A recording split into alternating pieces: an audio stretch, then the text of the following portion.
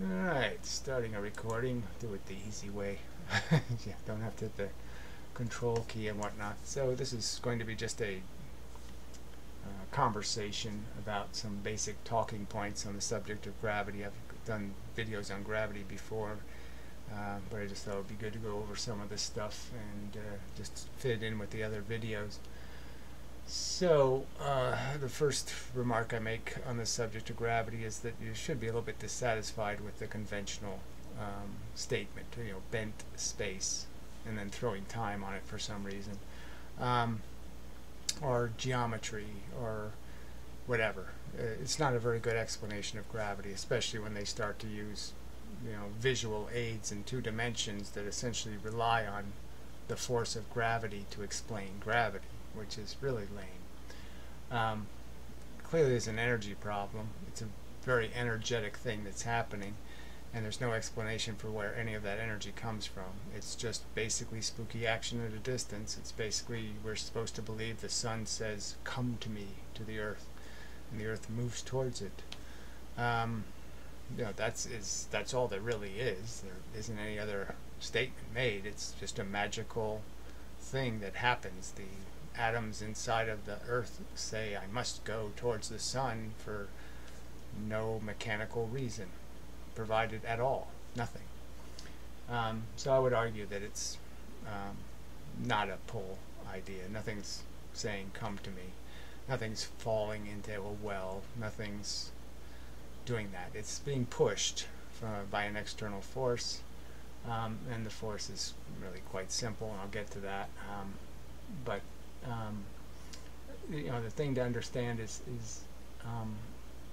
it has to be a moving force. It has to be something that makes things move. We see it everywhere else in the universe. Nothing moves for no reason. Things move for a reason, and why people would accept an explanation that says, no, we don't need a cause, we don't need an agent, we don't need something that explains how the atoms in the earth can feel or realize that the sun has put a dent in reality that they have to fall into. I mean, it's just not a good answer at all. I mean, it's pretty much impossible to visualize in 3 dimensions without tying ropes to everything and having something pulling on the ropes. It just doesn't make any sense at all. The thing to understand, though, the push force is basically an idea. It's called Mach gravity, is one way to describe it. It was Lesage gravity a few hundred years ago, a couple. And Fadio at first, and the idea is there's a bunch of energy in the universe, ultra-mundane particles, as described then, and they're just making random noise. They're going in all directions.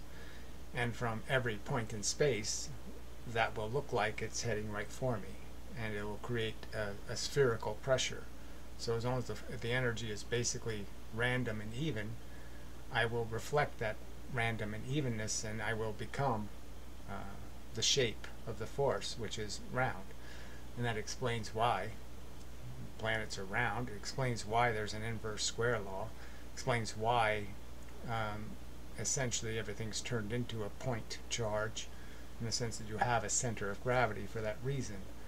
Is the force will always balance and oblige you to be balanced to that force.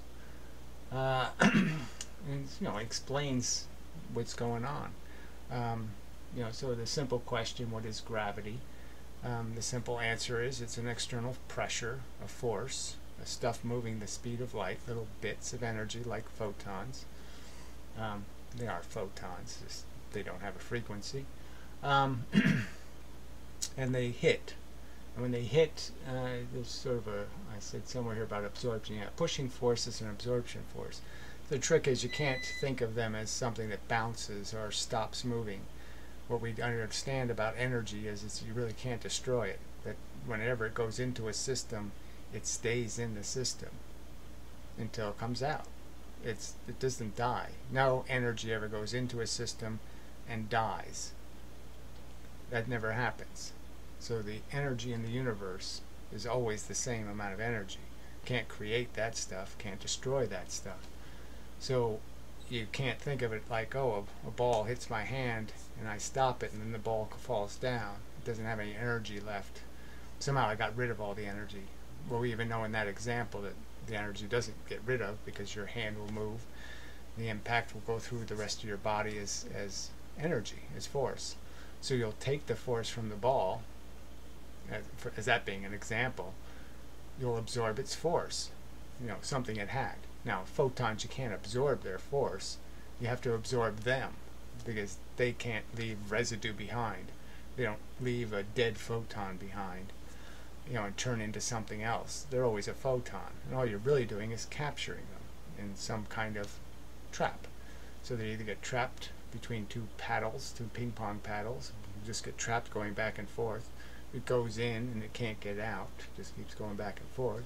Or it gets trapped in a circle or a square or whatever. Doesn't matter, it gets trapped. Still moving the speed of light, it's just not getting out of where it is. And the consequence of that is motion. So if I was to do that, if I was to throw some energy at, say, Mercury, just a little bit, I threw something at it, it caught it, like a little asteroid, it's going to capture the momentum. So if the momentum's in the direction it's going to increase its velocity. And at the same time, it's going to be directional, though, and it's going to cause a precession in that velocity at the point at which it absorbed that momentum. So it will process, and it's, as long as there's a sun axle that's holding it. Now, if I did it in space and I just created a little thing with two buckets on either end, you could sort of understand that, if I throw something in one of the buckets, so it's a stick with two buckets, I throw something in one of the buckets in space, there's no axle, there's no heavy mass in the middle stopping it from moving in a direction. So maybe it's going to rotate, but it's also going to move in a direction. It's going to rotate in a direction. It's going to process in the direction that it absorbed. So some of the photon's energy will go to moving it faster, and then some of the energy can be used to move it in a direction. And so that's how energy can be absorbed, because you trap it, because you cause it to get stuck in the object, and until you take it back out of the object by hitting it with another one going the other way and making the other exchange. So the point I'm making is that you're exchanging the force. So you can't think of a photon like a rock, that it gives up its energy and just falls down. You can, if it's okay with you, that you understand that when you hit it into something, the photon's still moving, okay? The energy that was the photon is still in the thing. But it's just easier just to recognize that, no, you can't kill the photon. That's the energy. It doesn't fall, it doesn't die, it doesn't disintegrate. It just gets trapped. It just gets caught by a stick with two buckets. And the force will be realized in different ways, but mostly in one way, in the sense that it's going to move something in the direction it was moving. Because it's going to make an exchange. It's going to say, you gave me stuff going this way, I'll give back stuff going that way. So it will exchange one photon for another photon, or one bit of energy for a piece of energy going the opposite direction.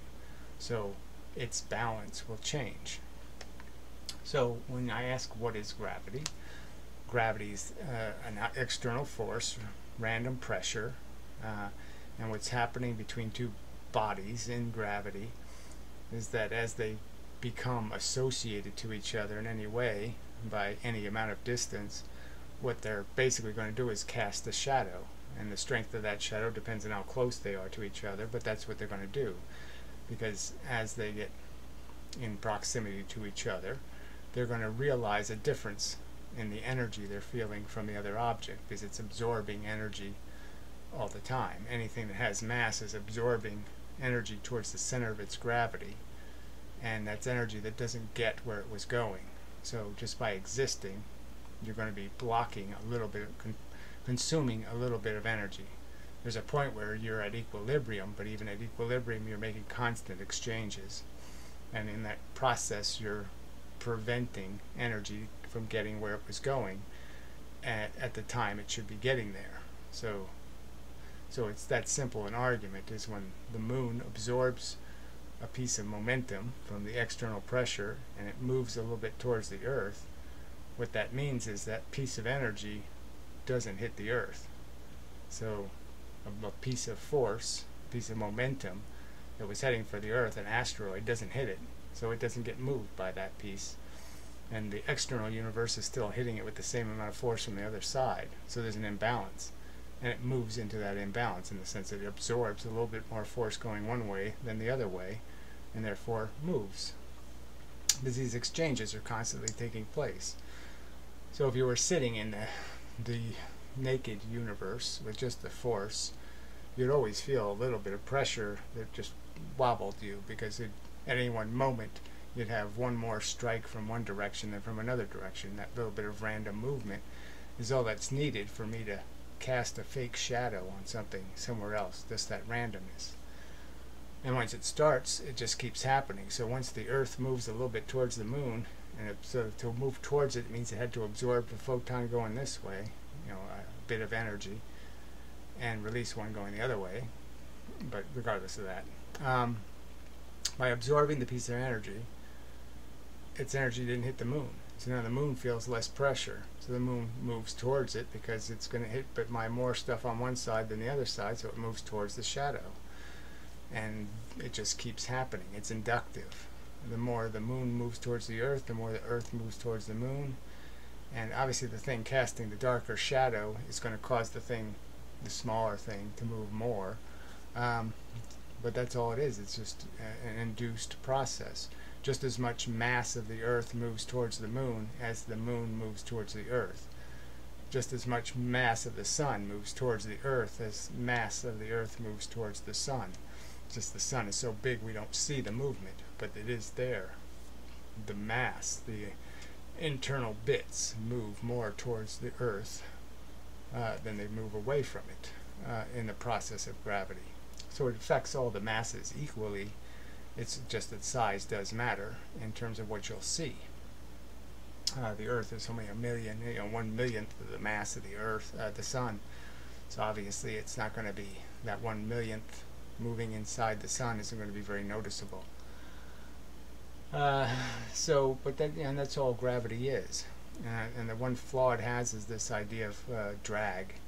That once you have a field full of energy, that you're going to hit more energy going forward than behind you, and therefore it would slow you down. But as pointed out, if you understand this mechanism, that once the energy is absorbed, it's a constant engine. You keep processing until some other energy hits you in the other direction. That you can understand that once it's trapped inside of something, you have to pull it out of something. So the engine stays until the force interacts with you in a way that's going to take that force away from you, and it's not going to take it away just because you're spinning. But anyway, there's more complex arguments about drag, but you can understand. Like I said, I really don't. All you have to do is give it some thought to understand that clearly material things maintain velocity. But as we know from nuclear physics and small particle physics, electrons do run out of energy. Their momentum is not sustainable. And the same is true with protons. You have to keep accelerating them in accelerators. Accelerators are called accelerators because they have to keep accelerating. They can't just shoot stuff, give it energy, and it just keeps going. That don't happen. Damn screensavers. Anyway, I should turn them off before I do a video. So that's just you can understand that if the little bits don't have this perpetual motion, and it's only when you get to something like neutrons and the nuclei of helium atoms that you have something that can actually travel through space at distance. So it does take some kind of structure to be able to maintain velocity. And so you can understand that drag for something that has caught within it more energy heading in one direction than it's heading in another direction may not be subject to drag, because the energy isn't hitting it in a form that's going to stop it from moving. It's not receptive to collecting the energy in that form. So anyway, alright, so then you got so I don't want to get into these other subjects. I'll just briefly say that, once you've got gravity as a force, then you can understand that, well, maybe magnetism is the same force, because what's a magnet doing? It's attraction and repulsion, so it's doing both things. And you can kind of surmise that, well, magnetism doesn't have any physics doesn't have any explanation for it's, again, spooky action. They don't have a mechanism. They don't have a carrier for the assignment. You must move. They don't give you any explanation for where the energy comes from for two magnets to fly into each other. That motion has it doesn't burn any mass. It doesn't burn any fuel. There's no way of explaining how the two things move, what moves them.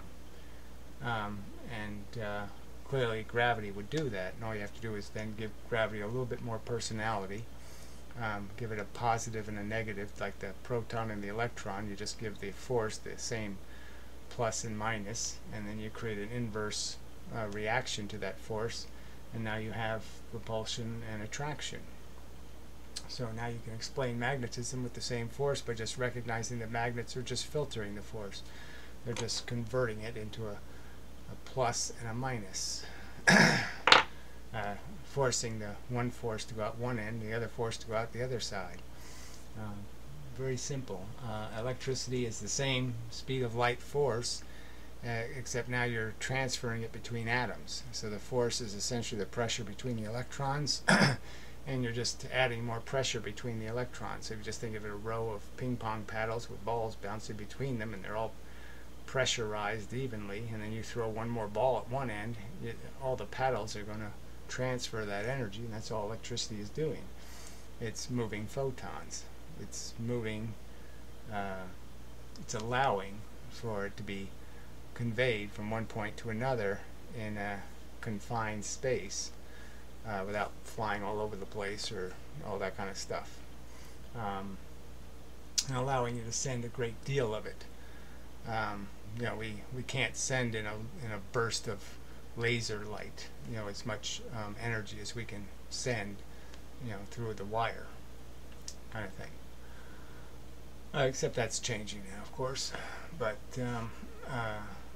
it's just a way of conveying this speed of light force in a controlled mechanism, and the mechanism is the fact that atoms are bound to each other, so it needs a conductor.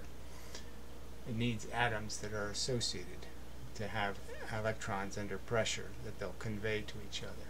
They have to connect to each other to be pressurized evenly. What is light? The electromagnetic spectrum. So light would just be the form of gravity where it's at a frequency. The little bits of momentum, little whatever you want to call them. I mean, any kind of bit, any kind of little ball moving the speed of light that can be trapped, bounce between electrons. And light is, the whole electromagnetic spectrum is just stuff at a frequency. So the little balls are at a frequency, and there's a ray length to the amount you get coming from one electron or from a series of atoms. How they're created can be different, but they're just the same force at a specific frequency, and the force happens to be the force that's repulsive to electrons. So it's we call it the electron force, and so it's a little bit specific, but not very complicated. So what are fields? Fields, it's a nice enough word, but I mean, obviously this field of energy exists around everything always, especially in the small universe. It exists everywhere. There's little bits flying, pressurizing, and all they can do is, in a sense, shadow each other from that pressure. And if the pressure has two forms, a red and a black, or a plus and a minus, and the electron and the proton, again, inversely react to that force, you can understand why the universe gets complicated. But the field always exists but it's only one field. It's the field of energy, and you can put imbalances in that energy. You can segregate it, that is, make a bunch of red stuff instead of black stuff. So instead of it being 50-50, plus and minus little bits, instead of there being half protons and half electrons, something like that, you can mix it up disproportionately, and create effects by doing that on the things that are going to be affected. That is, you can attract electrons and repel protons, or you can repel electrons and attract protons. So the field is just the stuff, and you only really recognize the existence of the field as a concept when it's imbalanced, when it's doing something not balanced. That's when we see it. That's when we see energy, is when there's an imbalance in the energy. That's the only time you see it. You only see something move because there's more force on one side than there is on the other side. And what is a force? All the forces are just one thing. They're just little bits of momentum moving the speed of light. And electrons and protons are as sensitive to them in the sense that they exchange. They make an exchange. One hits it coming from this way, it gives back one going that way, and it now moves the way it kept. So it essentially catches it in a circle, in a spiral, in a square, in a triangle. It doesn't matter. It traps it. So it traps a bit going one way, and it gives back a bit going the other way. So it lets loose one that was in a trap going the opposite direction, and it takes the one going the new direction. And that's essentially all that makes everything move. That's what makes it move.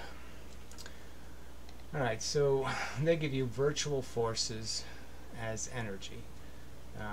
They don't give you, it's a spooky energy. No real description of anything that's causing it, even though we have huge evidence of this invisible force most of the time. We don't see, we only see a tiny fraction of the photons, the ones that hit our eye, and there's all these others flying around us all over the place. Microwaves, cell phones, all kinds of radiation flying all around us all the time, totally invisible. Can't detect it really, can't make a cell phone call and knock my pencil over. We got no way to really see it or detect it, to know it in any kind of visceral way.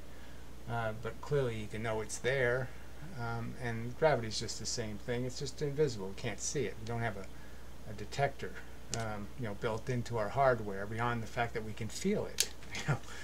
We can watch it do that to items, to objects. We can feel the acceleration. We can feel ourselves being pushed into the earth. We can feel the ground stopping that movement and pushing back.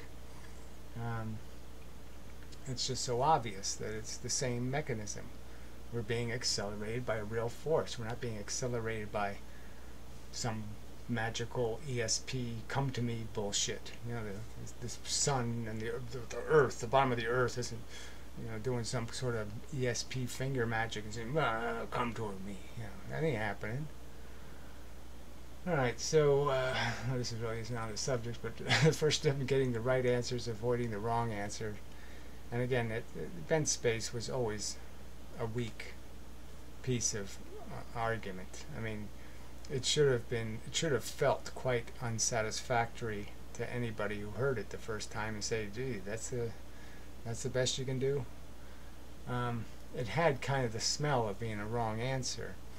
And if you really did, if they really did show people what mock gravity looks like, if they did show you a simulation of it, I think you'd be impressed by just how well it works. Instead they show you bent fabrics and all kinds of other stuff, but a little tiny particle force. If they just made the mechanism, take a bunch of little BBs and energize them by moving the sides of the container, to push them, constantly keep them moving, and then put two things inside there, and the two things will end up moving right into each other. I mean, it explains the mechanics so well, and it's just it smells right. Okay, I say by just intuition and logic, it makes so much more sense than the magical bent space answer that doesn't have any form, any shape, There's no way to imagine it in 3 dimensions. It doesn't work at all. Mach gravity works great in 3 dimensions. It perfectly explains everything. Alright, so no source of energy. I mean, huge. For magnetism or gravity or the nuclear forces. Again, all the forces are one force, and it's right there in front of us. I mean, the speed of light is the speed of force. Forces move the speed of light, right? So again, it's just a little subtle mistake of history where they decide to call this speed the speed of light, when clearly it is the speed of electricity, and it is the speed of magnetism, and it is the speed of gravity. So all of this stuff is moving at the speed. I mean, isn't that another huge kind of giveaway that, you know, when they finally figured out ways to detect how fast gravity is moving, you know, how fast you're going to, you know, make gravitational changes and feel them at another location, that's the same results. It's the same speed as the speed of light. Doesn't that sort of give it away that it's the same force? I mean, I'm saying in a pleading voice. I mean, why do you cling to this kind of weak, crappy answer when there's a really good answer sitting right there in front of you? Again, the inverse square law is just all over the external pressure argument. It explains the spherical, why things go spherical, and it explains why the force gets proportionally weaker with distance. Totally explains it. Explains why, what the inverse square law is. The forces all appear to travel at the same constant speed, right? Give away the speed of light is the speed of force. Same rules for the entire universe. I don't know if that's really necessary, but the point is that the universe, as I've stated before, there's only one universe, and it is that tiny universe. And that tiny universe only has 4 real players. Okay, electrons, protons, and then the electron force and the proton force, which are identical forces that just have opposite properties of plus and minus. And so one reflects off electrons, one reflects off protons. And by reflect, it means a bit goes in and the opposite bit comes out. All action is nuclear. I mean, you know, gravity should have been taught. I should have been told as a child that gravity is a nuclear force. It affects the tiniest of particles. If I broke the Earth into a bunch of electrons and protons, well, it's probably not a perfect example, but if I broke it into atoms, those atoms would all move exactly the same speed as the Earth. They'd stay in the same orbit. They'd be affected by the gravity just the same. The real mechanism is happening on a nuclear level. It's happening to the little bits.